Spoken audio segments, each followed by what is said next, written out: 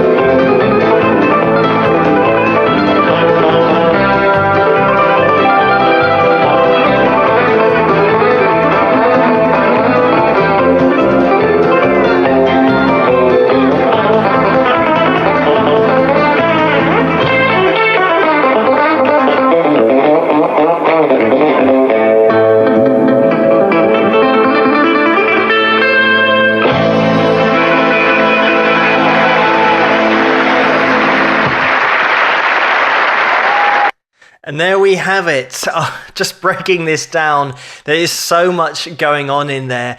And also Glen here is playing a 12 string, of course, and Roy's on the 6 string. But even playing a 12 string, Glen never misses a note. I've mentioned this about other videos that I've done of Glen when he is actually playing a 12 string and he's shredding on a 12 string, alternate picking out every single one of these notes, making it so concise, is so difficult to do when you're hitting 2 strings at once, because if you don't play guitar, you won't know that just playing on a 12 string is going to be so much difficult. You are hitting 2 strings. That's what a 12 string is. It's 1 string.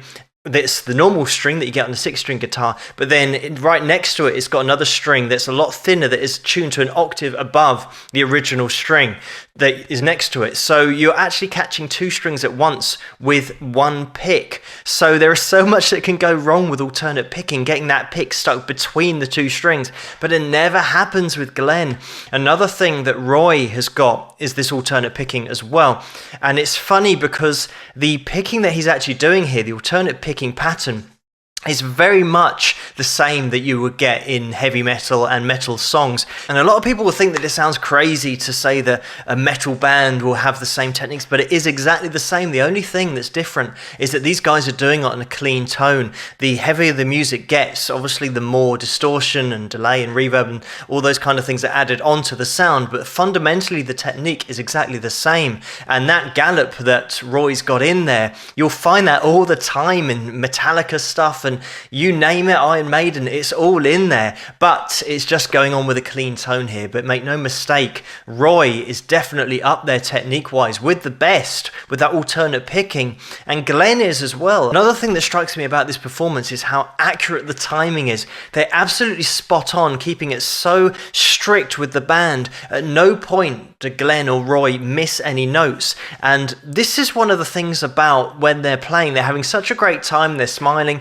People might not understand how technically difficult this is, not only for one person to pull off this technical style of playing, keeping it so tight with the band, but for two of them to be interacting, looking at each other and smiling. They've got such a high degree of technique that is going on here. They might not get the respect they deserve because they make it look so easy. Just somebody who doesn't play guitar, they might think that this is just something that anyone can do and it's just a bit of fun and just having a great time. Whereas when they actually start to learn guitar, they realize, hang on, this is some seriously cool stuff going on here. This takes years and years and years to get down. The accuracy, the synchronization between left hand and right hand, just getting those runs, like I mentioned, on a 12 string as well, is seriously impressive. And Glen was one of those guys that he was an all-round artist. Some people might not know that he was a session guy. He didn't read or write and is part of the Wrecking Crew back in the day, played on so many massive hits, and then became a recording artist himself. People might not know that he's got that background, that extensive background of not being able to read or write music, but still can absolutely just use his ear to play and extemporize and pretty much do whatever he wants to. And this video comes from a totally different era. I know that on a Saturday night back in the 70s, I wasn't there, so I can't say about this, but from what I've heard, people could tune in on a Saturday night and they're going to get top quality entertainment. But not only that, they're going to get top quality playing that sometimes flew under the radar, like I said, because they're having such a great time doing it and making it look so easy. Whereas nowadays, when you tune into a Saturday night show, the talent isn't really there. It's more of a kind of people having a laugh, and they're laughing because they're not very good. Now, the music seems to be really serious, so when somebody works up to this level, they're seen as a respected musician, and they can be a little bit diva-ish and all this kind of stuff because they're so gifted at playing their instrument and so technically great. Whereas back in these days, this was the Saturday night entertainment. These kind of guys would just put on a show and then they'd go and present the show. So they weren't the act, they were actually coming to be a diva because they're so great and they're so technically advanced and technically amazing at playing the guitar. These guys just played the guitar in that way, exactly the same level as any top technical guitarist. But then they'd all have a laugh and then they'll go and now they're presenting the show. And it is such a wide skill set.